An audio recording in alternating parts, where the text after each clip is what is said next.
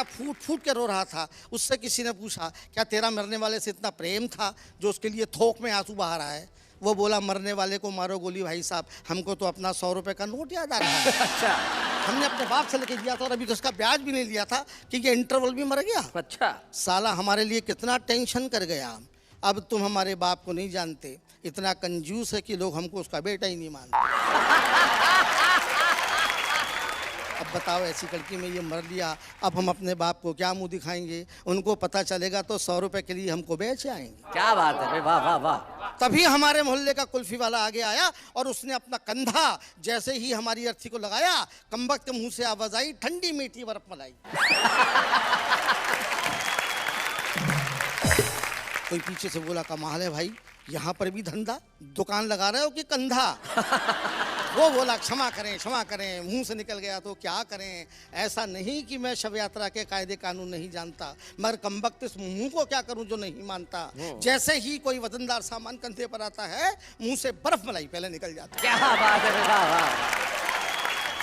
दोस्तों, जून का महीना था, हर आदमी पसीना पसीना था। एक अर्थी ढोऊ बोला, ढोऊ? यार क्या भयंकर धूप है। अच्छा। दूसरा बोला, मरने वाला भी बड़ा बेवकूफ है, मरा भी तो जून में।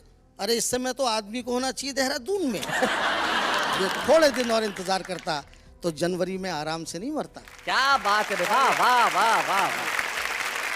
अपन भी जल्दी से घर भाग लेते, जितनी देर बैठते सर्दी में आग तो ताप लेते। हाय हाय हाय हाय भाई, क्या बात, वाह वाह वाह वाह, बहुत।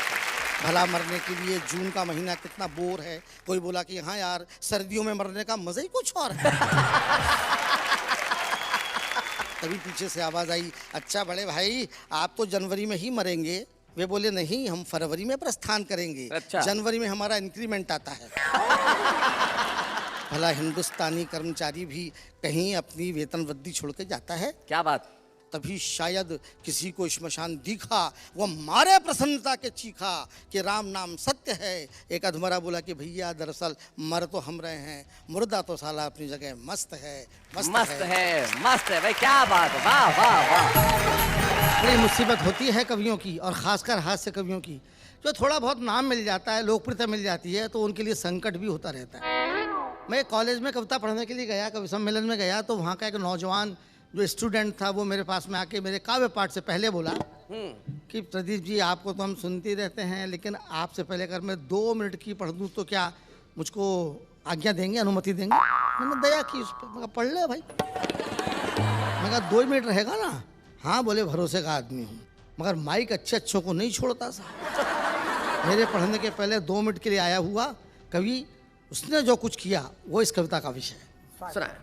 केवल 2 मिनट के लिए आया हुआ कवि जब 2 घंटे कविता पढ़ गया तो पीछे बैठे हुए कवियों का मानसिक संतुलन बिगड़ गया। एक ने उसका कुर्ता पकड़ के खींचा। कुर्ता काफी पुराना था, कुर्ता काफी पुराना था, आधा हाथ में आ गया।